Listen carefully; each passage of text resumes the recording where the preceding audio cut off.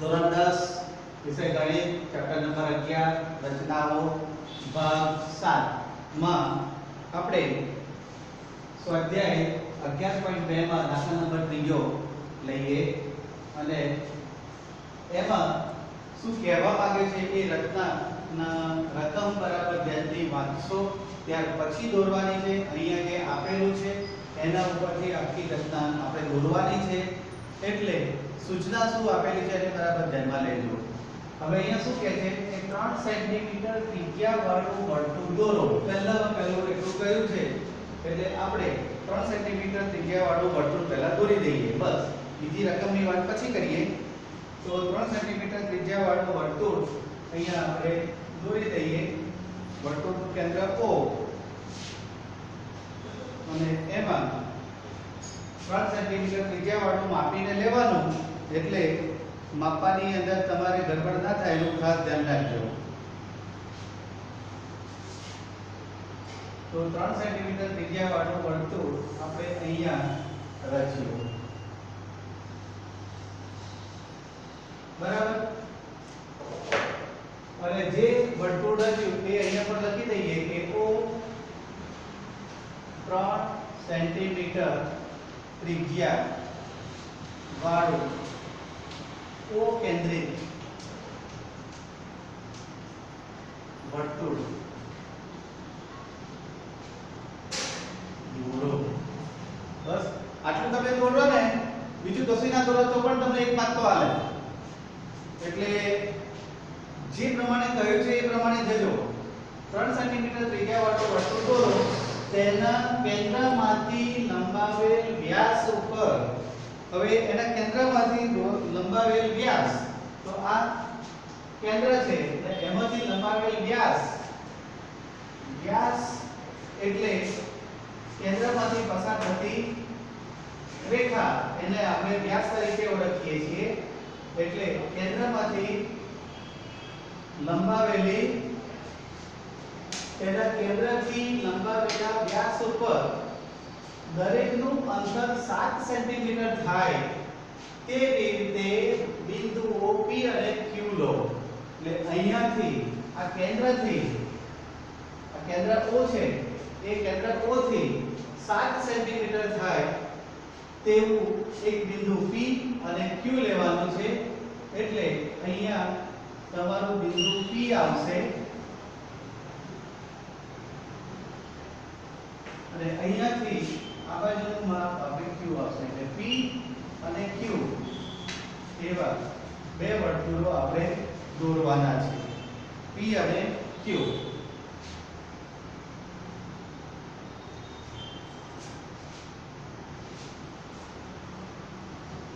અહીંયા P નામ આપીશું અને આ બાજુ Q નામ આપીશું. હવે ફરીથી બીજી રકમ જોઈએ. 3 સેન્ટીમીટર ત્રિજ્યા વાળું વર્તુળ દોરો. દોરી દીધું. તેના કેન્દ્રમાંથી લંબાવેલા વ્યાસ ઉપર દરેકનું અંતર 7 સેન્ટીમીટર થાય તે રીતે P અને Q બિંદુ લો. તો હવે રચનાના મુદ્દાની અંદર આપણે જે દોર્યું છે એ પ્રમાણે લઈએ. તો અહીંયા કેન્દ્ર O માંથી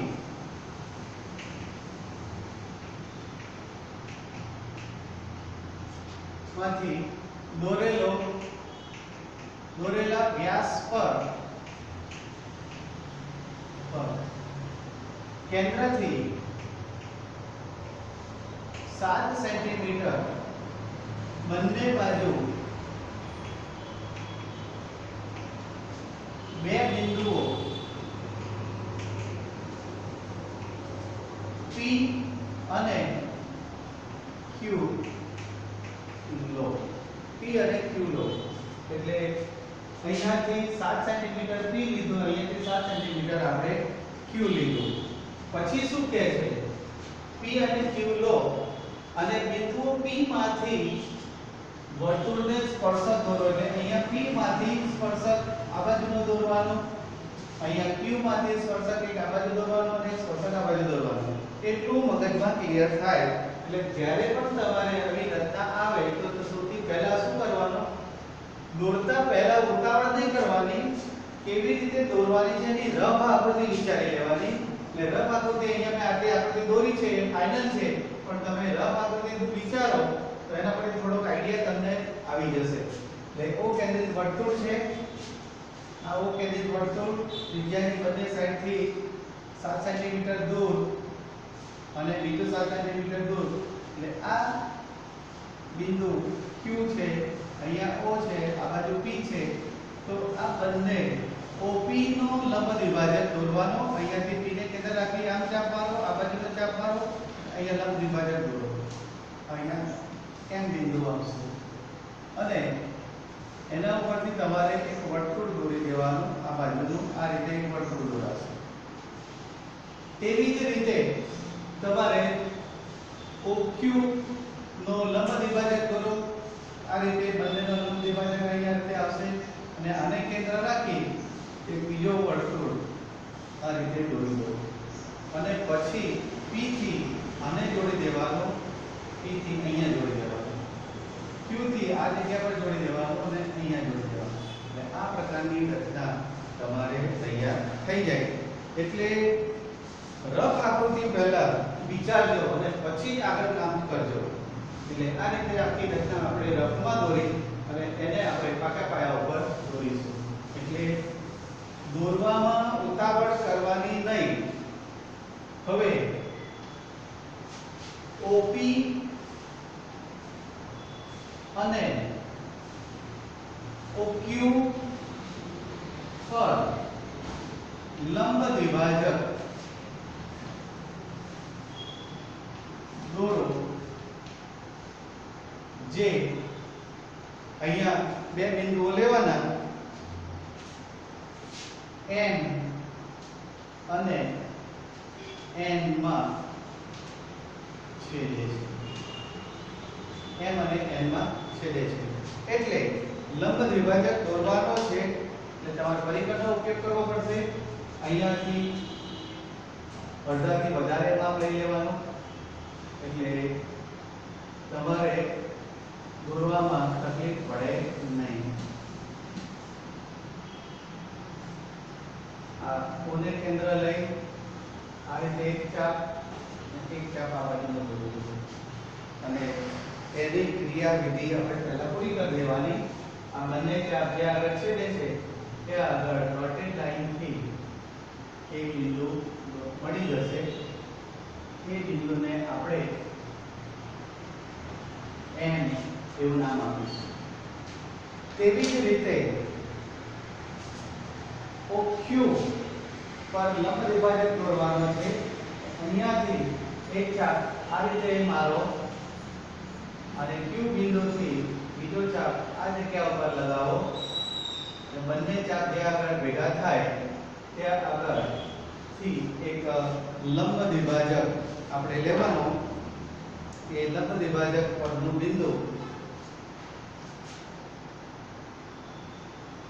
અહીંયાથી આ જગ્યા ઉપર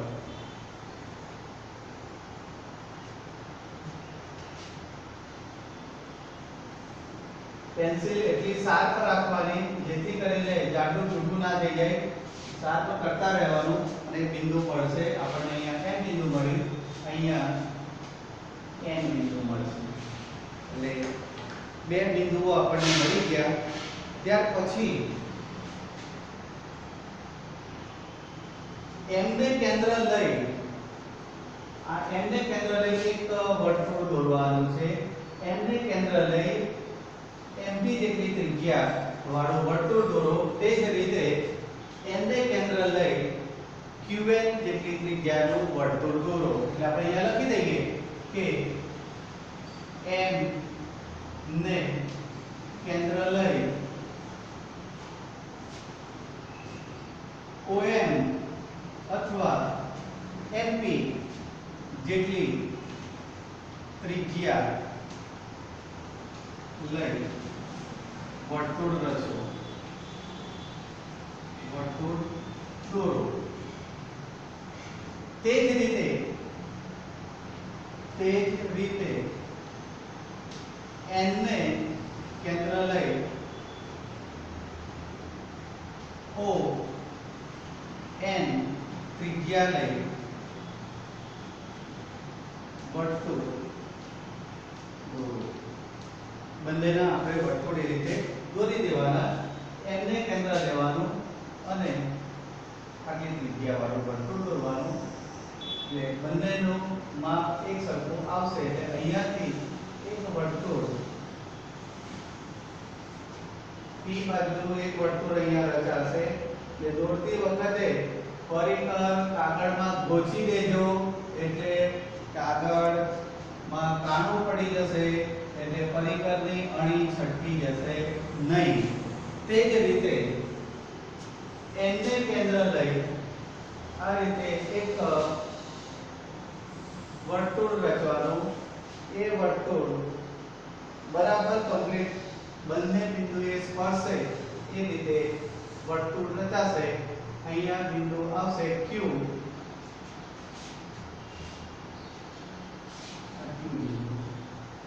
ત્યાર પછી શું કહે છે? P અને Q માંથી વર્તુળને સ્પર્શક દોરો. એટલે આપણે એ જે બંને બિંદુમાં જે છેદે છે એ બિંદુઓની અંદર અહીંયા A B અહીંયા C અને આ D એવા બિંદુઓ લો. કેન્દ્ર લઈ વર્તુળ દોરો. જે મૂળ વર્તુળ ને AB AB અને CD બિંદુમાં છેદે. એટલે A બિંદુ અને B બિંદુમાં છેદે છે. પછી આપણે શું કરવાનું છે? સ્પર્શક દોરવાના છે. PA PB ત્યાર પછી QC અને QD દોરો. જે માગેલા સ્પર્શકો છે. એટલે જે માગેલા સ્પર્શકો છે એટલે આપણે એને જોડવાના. અહીંયા A થી E સુધી જોડવાનું. તેવી જ રીતે B થી P સુધી જોડવાનું. ત્યાર પછી Q થી C સુધી જોડવાનું અને Q થી D સુધી જોડવાનું. આ રીતે આપણી આખી રચના પૂરી થાય. એટલે રચના દોરતી વખતે સૌથી પહેલા મનોમંથન કરવાનું છે કે કેવી રીતે રચના દોરવાની છે. ફરીથી આપણે એક જરા રિપીટ કરી લઈએ કે 3 સેન્ટીમીટર ત્રિજ્યા વાળું વર્તુળ દોરો. તેના કેન્દ્રથી લંબાવેલા વ્યાસ ઉપર દરેકનું અંતર 7 સેન્ટીમીટર થાય તે રીતે બિંદુ P અને Q લો અને P અને Q માંથી વર્તુળના સ્પર્શકો દોરવાના કયા છે. એટલે સૌથી પહેલા રચનાના મુદ્દાની અંદર આપણે જોઈએ તો પહેલું કે 3 સેન્ટીમીટરનું પહેલું એક વર્તુળ આપણે અહીંયા રચી દીધું. આ વર્તુળ 3 સેન્ટીમીટરનું વર્તુળ રચ્યું છે. ત્યાર પછી કેન્દ્ર O છે અને O કેન્દ્રમાંથી દોરેલા વ્યાસ ઉપર કેન્દ્રથી 7 સેન્ટીમીટર બંને બાજુએ બે બિંદુઓ P અને Q લો. તો આ વર્તુળનું કેન્દ્રથી આ વર્તુળના વ્યાસ ઉપર બિંદુ P અને બિંદુ Q લીધું. ત્યાર પછી OP અને OQ પરના લંબ દ્વિભાજકો દોરો. OP ઉપર લંબ દ્વિભાજક દોરવાનો છે.